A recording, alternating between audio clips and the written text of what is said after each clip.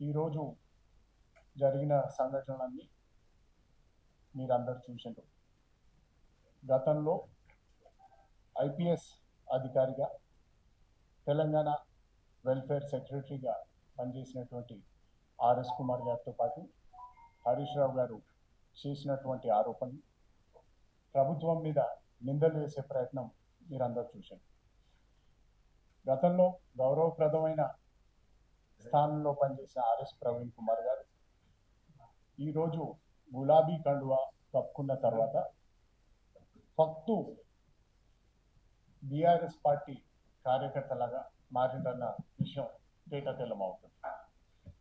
గత ఎన్నికల్లో దళితులందరూ కాంగ్రెస్ పార్టీతో ర్యాలీ అవుతున్నారు, దళితులందరూ కాంగ్రెస్ పార్టీకి మద్దతు తెలుపుతున్నారు అన్న విషయాన్ని గ్రహించిన కేసీఆర్ గారు దళితుల ఓట్లు చీల్చడానికి ఆర్ఎస్ ప్రవీణ్ కుమార్ గారిని ఒక బాణంలాగా కాంగ్రెస్ పార్టీ నుంచి ఎక్కుపెట్టారు.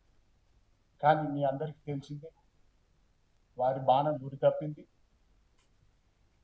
ఆర్ఎస్ ప్రవీణ్ కుమార్తో పాటు కేసీఆర్ గారు, బీఆర్ఎస్ పార్టీ కూడా ఆ ఎన్నికల్లో ఓటమి పాలైంది. దాని తర్వాత ఆర్ఎస్ ప్రవీణ్ కుమార్ గారు కప్పుకున్న తోలుని తీసేసి దాని తర్వాత గులాబీ కండువా కప్పుకొని ఎంపీగా మహబూబ్ నగర్ జిల్లా నుంచి పోటీ చేయడం జరిగింది. దాని రిజల్ట్ కూడా మనం అందరం చూసాం. ఇప్పుడు కేసీఆర్ గారి, కేటీఆర్ గారి ప్రాపకం పొందేందుకు ఆర్ఎస్ ప్రవీణ్ కుమార్ గారు ప్రభుత్వం మీద లేనిపోని ఆరోపణలు చేస్తున్నారు. ఇప్పుడు ఇవాళ జరిగిన వారి ప్రెస్ మీట్లో ఆర్ఎస్ ప్రవీణ్ కుమార్ గారు ఎడ్యుకేషన్ డిపార్ట్మెంట్లో 1000 కోట్ల అవినీతి జరిగిందన్న ఆరోపణ చేస్తున్నారు. వారి దగ్గర ట్రక్ నిండా ఆధారాలు ఉన్నాయని కూడా చెప్తున్నారు.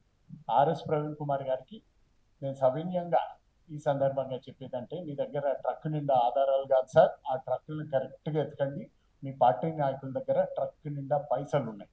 ఆ పైసల్ని ఒక దళిత నాయకుడి కింద, లేకపోతే గతంలో గౌరవప్రదమైన స్థానంలో పనిచేసిన అధికారి కింద ఆ ట్రక్ నిండా పైసలన్నీ తీసి తెలంగాణలో ఉన్న దళిత సమాజానికి మొత్తాన్ని పంచాల్సిన బాధ్యత మీ మీద ఉందని మీ అందరికీ తెలియజేస్తూ, మరొక అంశాన్ని లేవనెత్తిండ్రు. గుజరాతీలకి, మార్వాడీలకి, ఢిల్లీ వాళ్ళకి టెండర్లు అప్పగిస్తున్నారన్న విషయాన్ని, తెలంగాణ ప్రజల్ని, తెలంగాణ వాదాన్ని రెచ్చగొట్టి ఇక్కడ మన సమాజంలోని వాళ్ళని రెచ్చగొట్టి తిరిగి వాళ్ళ ఏమన్నా అధికారంలోకి వచ్చేందుకు చేస్తున్న వాళ్ళ ప్రయత్నాన్ని తప్పకుండా మా కార్యకర్తలు, ఓటర్లు వచ్చే ఎన్నికల్లో కాదు, గత ఎన్నికల్లో కూడా అనేక సందర్భాల్లో వాళ్ళని అక్కడి నుంచి వాళ్ళని తరిమి కొట్టడం జరిగింది. వచ్చే ఎన్నికల్లో కూడా మీకు అదే జరుగుతుంది. ఇక ఆర్ఎస్ ప్రవీణ్ కుమార్ గారు ప్రధానంగా ఆరోపణలు చేసిన మఫత్లాల్ అన్న కంపెనీ కానీ, దానికి 2014 నుండి 2023 వరకు కొన్ని 1000 కోట్ల టెండర్లు కట్టుబెట్టడం జరిగింది. ఇక నిరంజన్ జైన్ అన్న ఆయన వారి సారథ్యంలో నడుస్తున్న 3 కంపెనీలు, Niranjan enterprises, MG trends, Chintamani Parishad అన్న కంపెనీలకు కూడా గత ప్రభుత్వంలోనే 150 కోట్ల రూపాయల టెండర్లు వాళ్ళకి అప్పచెప్పడం జరిగింది. అందులో లిడ్ క్యాప్ కి సారథ్యం వహిస్తున్నటువంటి ఆర్ఎస్ ప్రవీణ్ కుమార్ గారే 48 కోట్ల ఆర్డర్లు వారి స్వహస్తాలతో వాళ్ళకి అప్పగించడం జరిగింది.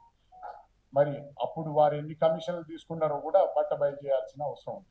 ఈ విధంగా కాంగ్రెస్ పార్టీ గతంలో ఈ టెండర్ల విషయంలో అవకతవకలు జరిగి అత్యధిక రేట్లకు వేరే వాళ్ళకి అప్పగిస్తున్నారన్న విషయాన్ని పసిగట్టి ఈసారి మోస్ట్ ట్రాన్స్పరెంట్ వేలో ఈ టెండర్లను చేయడం జరిగింది.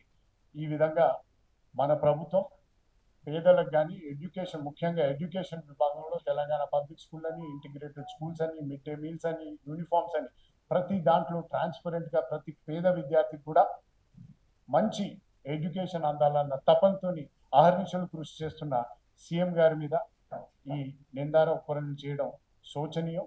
ఆర్ఎస్ ప్రవీణ్ కుమార్ గారు ఆ ట్రక్కులను సరిగ్గా గమనించండి. ముందు 4 పేపర్లు మాయ ఉంటే కింద లక్షల పేపర్లు ఎవిడెన్స్లు మీవే ఉంటాయి.